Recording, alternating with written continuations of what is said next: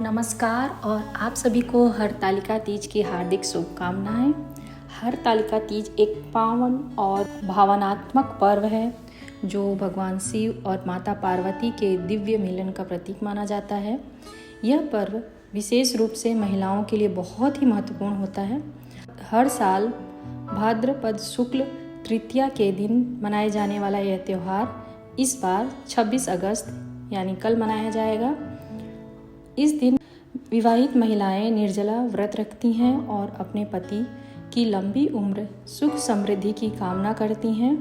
वहीं कई कुंवारी कन्याएं भी उत्तम वर की प्राप्ति के लिए ये व्रत रखती हैं। आज के समय में कई पुरुष भी अपनी पत्नियों के साथ ये व्रत रखकर पर्व की भावना को और मजबूत बना रहे हैं। पौराणिक मान्यता के अनुसार इस दिन माता पार्वती ने कठोर तपस्या कर शिव जी को अपने जीवन साथी के रूप में प्राप्त किया था। यही कारण है कि यह व्रत स्त्री शक्ति, श्रद्धा और अटूट प्रेम का प्रतीक बन गया है।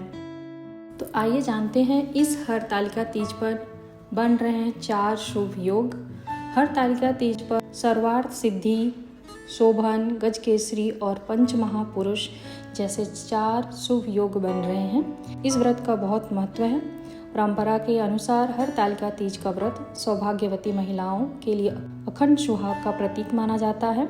यह व्रत उनके पति के लंबे जीवन और वैवाहिक सुख समृद्धि की कामना के साथ किया जाता है। वहीं अविवाहित कन्याएं इस व्रत को मनचाहा और योग्य वर पाने की कामना से करती हैं। माना जाता है कि इस व्रत की श्रद्धा और निष्ठा से की गई उपासना का फल जरूर ही मिलता है। हरतालिका तीज व्रत का पारण कब करें? हरतालिका तीज का पर्व शिव पार्वती के अलौकिक प्रेम की स्मृति में मनाया जाता है। ये स्त्रियों के लिए अत्यंत श्रद्धा और आस्था का पर्व है। इस पर्व को इस साल 26 अगस्त को रखा जाएगा और पारण 27 अगस्त को किया जाएगा। तीज व्रत में रंगों का एक विशेष महत्व है। इस दिन महिलाएं पारंपरिक श्रृंगार करती हैं, शुभ रंगों के वस्त्र धारण करती हैं। लाल रंग देवी पार्वती का प्रिय है जो प्रेम और शक्ति का प्रतीक है। हरा रंग हरियाली और समृद्धि का संकेत देता है, जबकि गुलाबी रंग सौम्यता और आपसी समझ का प्रतीक माना जाता है। विशेष रूप से उन दंपतियों के लिए जिनके बीच में कोई मतभेद हो, इसके विपरीत काला, नीला, सफ़ेद और क्रीम रंग को वर्जित माने जाते हैं। हरतालिका तीज व्रत कथा। तो आइए सुनते हैं हरतालिका तीज व्रत कथा। पौराणिक कथा के अनुसार एक बार कैलाश पर्वत पर माता पार्वती ने भगवान शिव से पूछा कि उन्हें ऐसा कौन सा पुण्य मिला जिससे वे शिव को पति के रूप में प्राप्त कर सके। इस पर भगवान शिव ने उन्हें उनकी ही तपस्या की स्मृति दिलाई। माता पार्वती ने बचपन से ही शिव को अपने मन में पति के रूप में स्वीकार कर लिया। कठोर तप किया।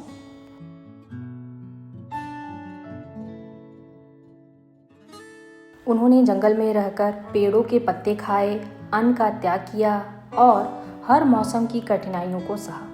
उनके इस तप को देखकर उनके पिता हिमालय राज चिंतित हो उठे। उसी समय नारद ऋषि भगवान विष्णु का रिश्ता लेकर आए, जिसे हिमालय राज ने स्वीकार कर लिया। जब पार्वती जी को यह बताया गया तो वे अत्यंत दुखी हुई और मन की बात सखियों से साझा की।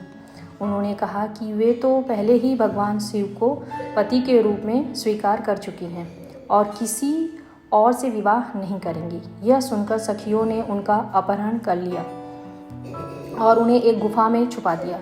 वहीं पार्वती जी ने भाद्रपद शुक्ल तृतीया को हस्त नक्षत्र में मिट्टी से शिवलिंग बनाकर शिव जी की आराधना की और रात भर जागरण किया।